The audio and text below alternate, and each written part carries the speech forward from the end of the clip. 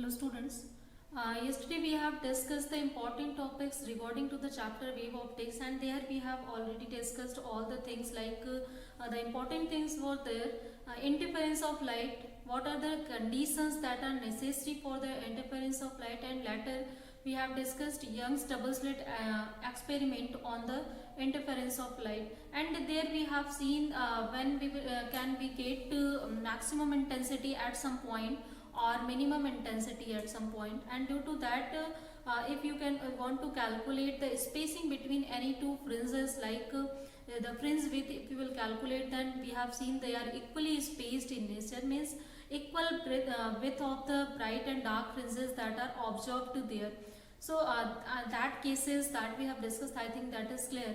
So today let's discuss about the topic of diffraction of light. So in case of diffraction of light, first of all, what is diffraction? So suppose if two waves, light waves that are approaching to you, and now you place some obstacle in the path of that light waves. So due to that obstacle, we have seen that the path of light now is blocked, but some of the lights that are crossed from the edges of that obstacles.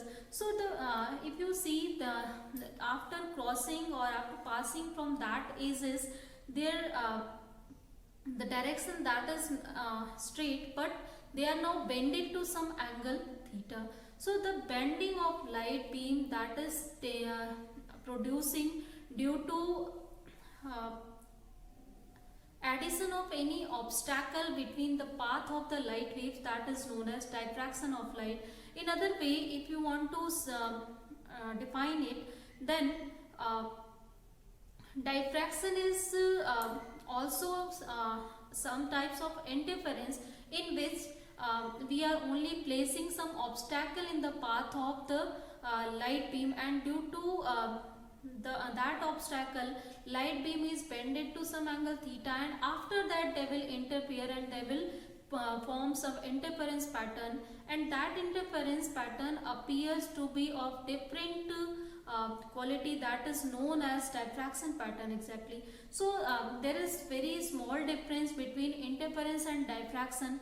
In case of diffraction, only we have to take some obstacle which can interact with the light. So here which of the obstacle or objects can interact with the light, that time we have means diffraction if you want to see, then that is more valuable to see when the wavelength of light that is falling on the obstacle, that is greater than the size of the obstacle. So if its wavelength will be greater than the size of the obstacle, that time the diffraction that appears to be in more good way. But still, if you will take the macroscopic objects that has greater size, and now you want to see the diffraction here, then we will not be able to see that diffraction. Like in daily life, we are macroscopic bodies and light is approaching to us, light is here and here, but you are not observing any diffraction here. Reason is that the size of this object of me, that is much greater than the wavelength of the light, that is hardly that equal to nearly of the order of 10 power minus 6 meter. So this is very small wavelength, and it's in comparison to our size. So that's why in daily life there is no observation of diffraction. But if you want to at least understand it, then in any dark room, made some holes, fine hole there, and due to that fine hole, if you will see the light that is coming to that room, that is like this, that is bended from the edge of that hole. So that time you can observe diffraction pattern when you will take some fine hole for this. So if we are taking narrow slits, narrow light sources, narrow obstacles for the observation of diffraction, then that is more good than if you are taking the size of the obstacle that is bigger. So if there is increase in the size of the objects, there will be decrease in the quality of the diffraction pattern, and after some time we will get uniform illumination. So there is some different types of fringes that are observing we will observe in the case of diffraction patterns. We have discussed all these things already the class that time, but still I think the diffraction is clear. So in the simple way, if you want to say what is diffraction, then simple: bending of light beam due to addition of obstacle between the light waves, that is known as diffraction of light. But in the most general way, if you want to define it, then diffraction is the types of interference in which the interfering beams that are bent or that are diffracted at some angle due to addition of any obstacle in their path, and due to their addition extra path difference that is created in the light waves, and if with addition of that extra path difference they are now interfering and they are producing interference pattern, then a different types of patterns of different intensities now we are getting, that is known as diffraction pattern. So diffraction is also a type of interference, only here an additional path difference is now appeared due to the addition of obstacle. So the path difference that is appeared additionally, that is lambda by 2. So whenever there will be any obstacle, we will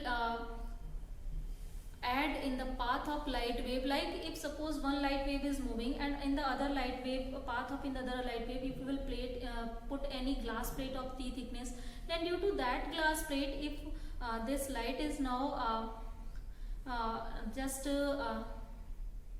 diffracted, or this light is feeling distraction, and after that if they will interfere, then there is additional path difference we have observed, that is equal to lambda by 2. So here directly we will take that, as we have discussed already that things. So now let's see the case of diffraction of light at the single slit. And also if you will see that how many types of diffractions we have. So two scientists, they have worked on the diffraction of light, that is Fraunhofer and Fresnel. So after their name we have two types of diffraction, that is Fresnel diffraction and Fraunhofer diffraction.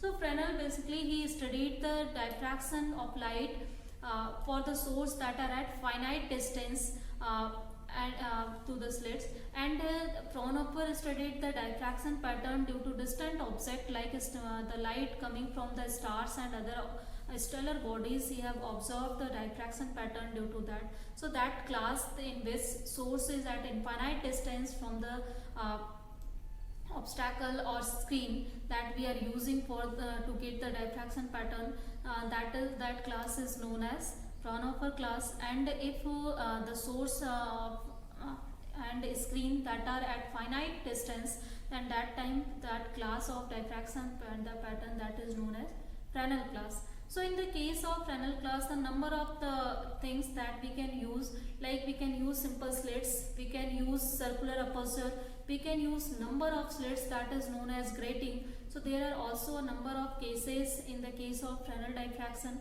And in the case of Fraunhofer diffraction, we can take different stellar bodies, and with the help of that you can observe diffraction pattern. So here you have to study only one case, that is diffraction of light at a single slit. So let's see that case.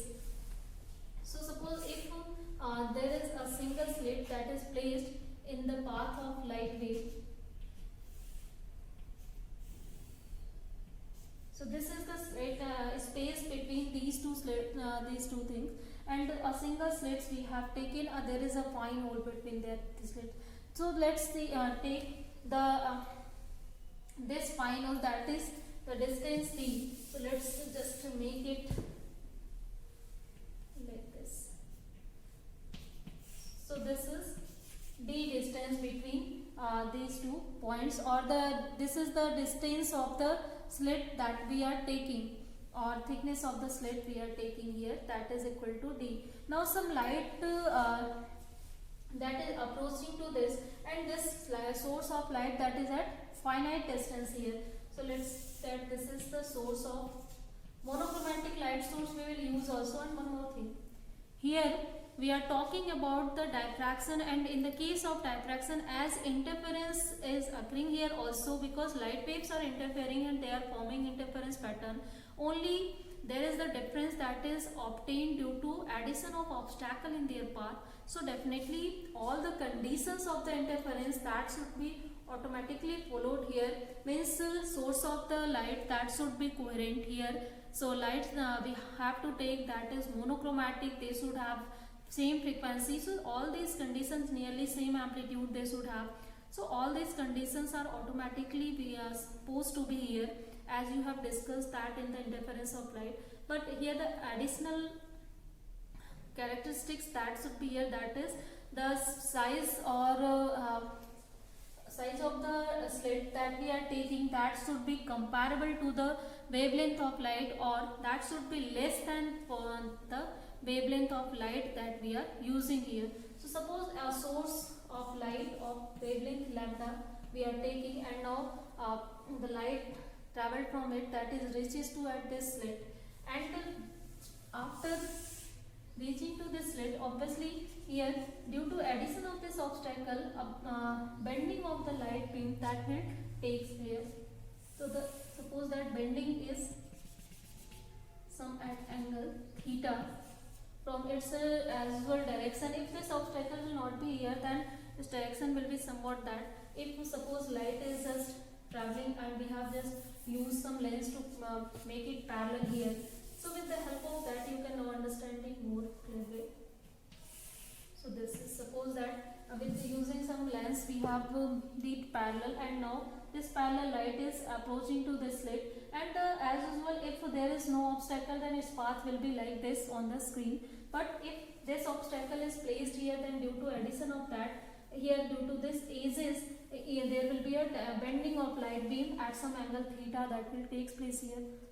And also at this as also the bending will take place, and suppose that due to its bending, now a beam that is meeting here at some point P. So if this is clear, then now we have to suppose this is S, this is S dash, this is P, and this is the point of central point.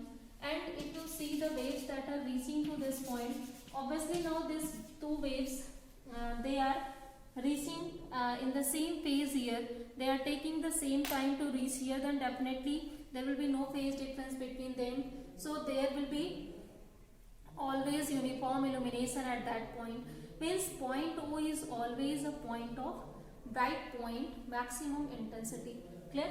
Now at point P we want to see that whether this point P is of maximum intensity or minimum intensity, because here we are seeing that a path difference is created due to this bending here, and this path difference, if you will draw a normal to this, so if suppose this normal is, this is N, then due to this you can see that this additional path difference S as N, that is appeared in the this interfering light beam due to fraction. Clear? So if you want to calculate path difference here, then this path difference you can calculate using this triangle. As this is normal, this is 90 degree, this is obviously this will be equal to theta, this is D, then you can calculate it very easily. So what will be the value of this path difference? This will be, if you take sine theta here, so then the value of sine theta is perpendicular upon hypotenuse, means S dash N upon this hypotenuse SS dash, its value is D. So finally S dash N, its value will be D sine theta. So now this path difference that is appeared due to this bending of light, and also due to addition of this obstacle, we have seen that additional lambda by 2 path difference here that is created in this space. Now we can see that what is the condition for the maxima or minima at that point P. So suppose here this distance is again y. So first of all let's see the conditions.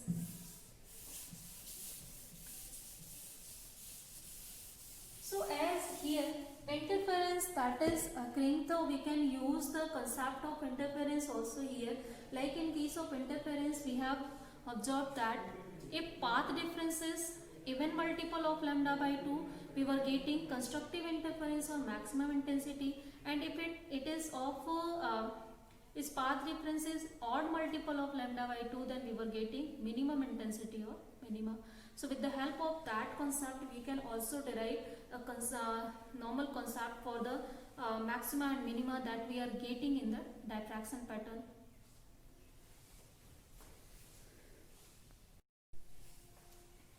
So let's take the condition for constructive interference or constructive diffraction, if you want to write here, and that is also okay. So means to get maximum intensity at point P, the path difference that should be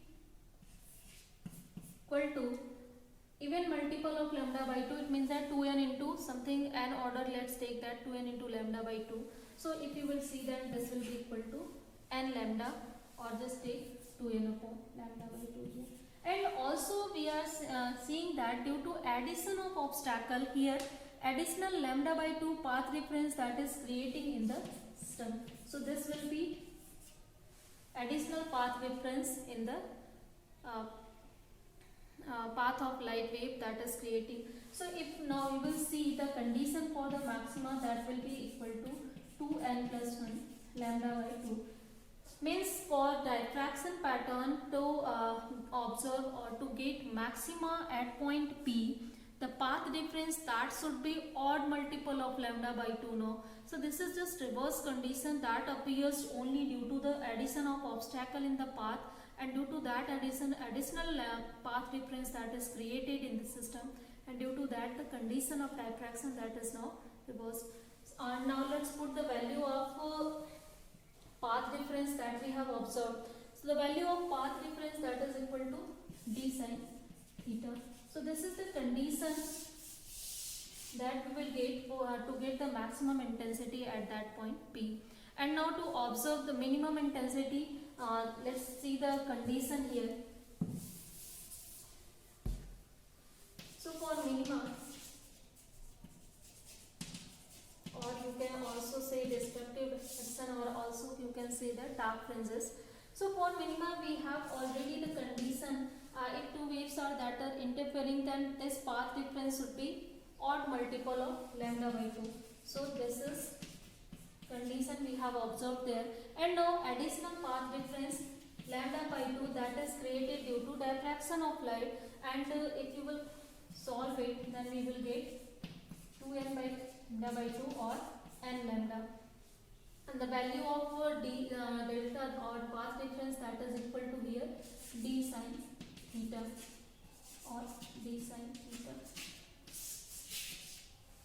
So here we are seeing that for minima the condition is that if when path difference is even multiple of lambda by 2 or integral multiple of lambda, then that time we will get the minimum intensity at that point P. So in this way you can even see that when the point P, if the wave are diffracting waves are interfering there, and if they are after their superposition we are getting diffraction pattern, then due to the diffraction pattern, what will be the condition for maxima or minima, or if you want to see if that point P is of maximum intensity or that will be of minimum intensity. So that depends on the factor. First of all, what is the wavelength of the light, and second thing, as here we have taken monochromatic light source, so definitely this is constant. So here theta that is dependent on that, and also d is depending. If there will be change in the size of a pulsar that we are using, then that time also the condition that will change. And also if you will change there is change in the angle theta, means at different point if you want to see P can be moved on that screen, and if angle is taking different, then that time due to that difference obviously there will be the different condition for maxima and minima that will be obtained. means some of the points that will be of maximum intensity and some of the points that will be of minimum intensity. So a pattern we will observe that is called the diffraction pattern. One more thing here, that in the case of diffraction, as the light beam that are diffracting at some angle theta, then obviously only some of the light waves that are diffracting at that angle. So intensity of diffraction pattern that will decrease whenever we will go beyond the central point. So if we want to see the diffraction pattern at far points from the central point, so if diffracting rays are not reached, they are not reached there, then due to that there can be a uniform illumination or shadow region that we can observe here. So if they are just only bending in upward direction, not in downward direction, then in downward direction we will get shadow region, no fringes, no light there is reaching there. And if you can see this condition, if fine hole you are making in any dark room, then the objects that will be only appeared, that will be in the range of the wave that are reaching to the after the diffraction from that fine hole. So this is the same condition in the case if you will see the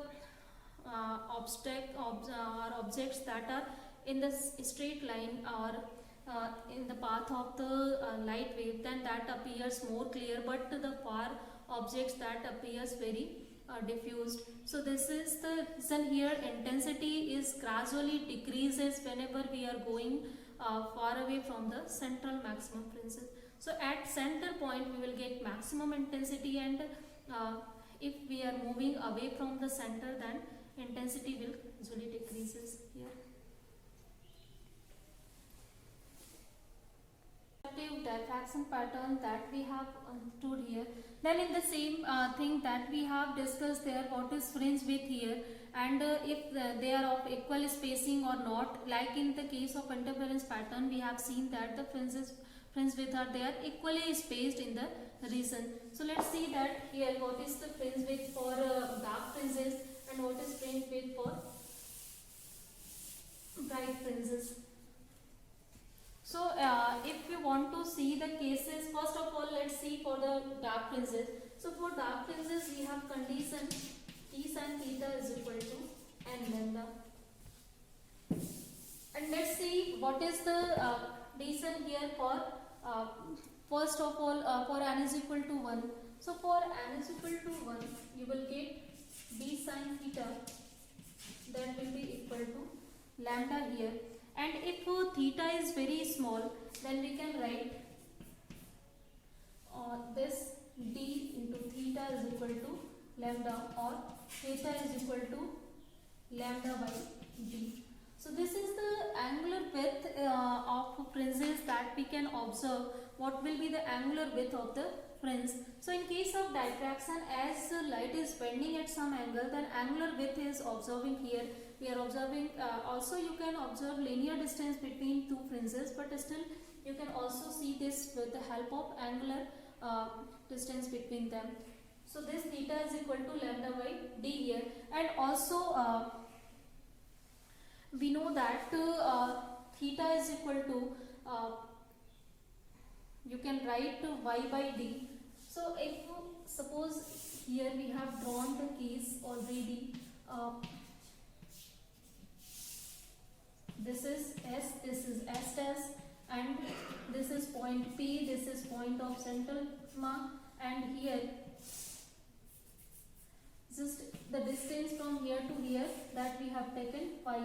And if this distance between screen and the source that is equal to capital D, then this path difference or this theta that will be equal to, basically if you will see the theta, then this will be equal to y by d here.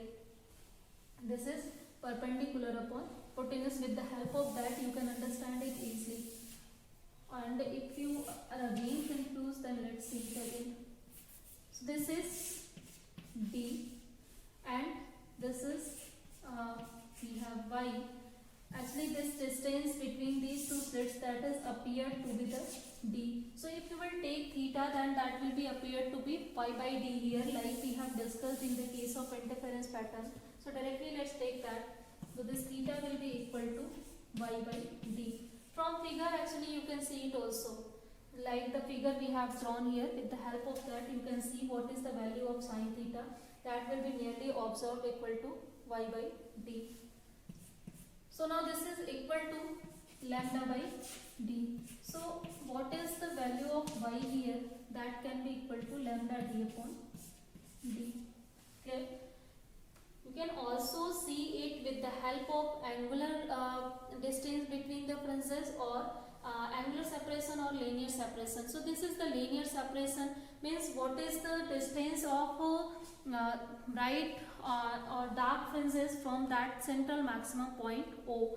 And in general, if you will see here, and also let's take here, so we will get n lambda d by d. Now let's see what is the linear separation, that it is more easy to understand. So for n is equal to 1, this y1 is equal to lambda d by d. So this is the distance at which you will get to first order minima from the central maxima O.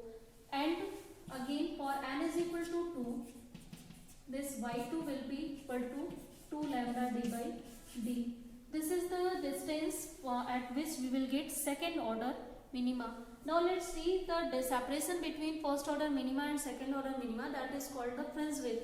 So fringe width beta, that can be equal to y2 minus y1, and if you will solve it, then this is appear to be lambda d by d. So this is the fringe width of the dark fringes that we are getting in the system, and also fringe width of the maxima in this case. So for maxima, if you will take the fringe width of central maxima, first of all, first maxima we are getting at center, and obviously if on the screen this is of the center point through which waves are racing, then this central maxima, that will have some region, and this region is this. Here this is point S, here this is point S dash. And if waves are just reaching to this point without any interference, without any separation, then definitely they will provide us uniform illumination between this region. So the maxima that will be obtained from here to here, in total distance we will get maximum intensity here, and after that we will start to get to the other dark fringes or bright fringes. So after that you will see this point P at some angle theta. Here light is diffracted, and now if light is not diffracting in the downward direction here, then due to that this region will be shadow region. But if it is only diffracting in upward direction, then there will be some uniform region, and some of the patterns we will observe beyond this central bright fringes. Clear?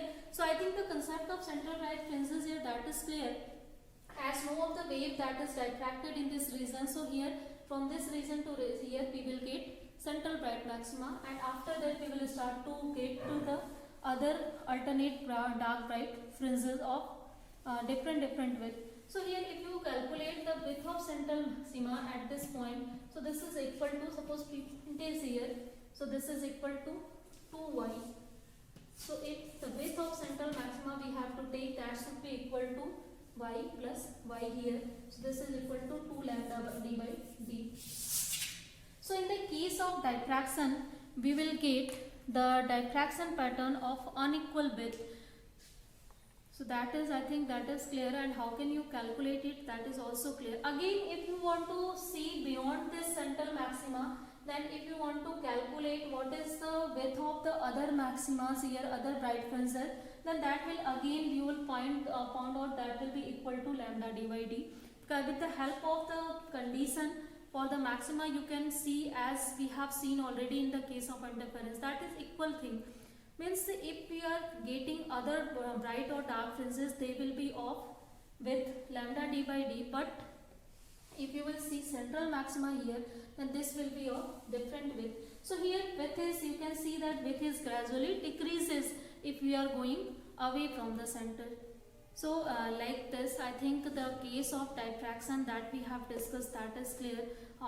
What is the width of the width, and here width is not equal as we have seen in the case of interference pattern. So now you can understand what is the difference between diffraction and interference.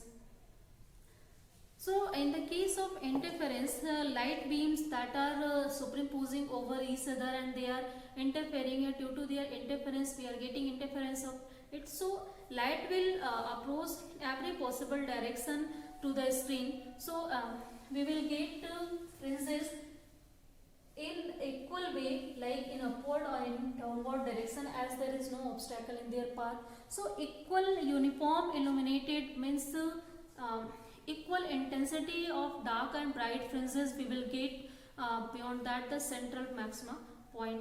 So in the case of interference pattern, the intensity of bright or dark fringes that are also means intensity of all dark fringes are equal, intensity of all bright fringes are equal. So there are no decrease in intensity that is taking place. But in the case of diffraction, as there is bending of beam that is taking place, in that due to that case, in some of the regions there is no interference or diffraction pattern we will get, that is called shadow region, and in some of the region we will get the diffraction pattern.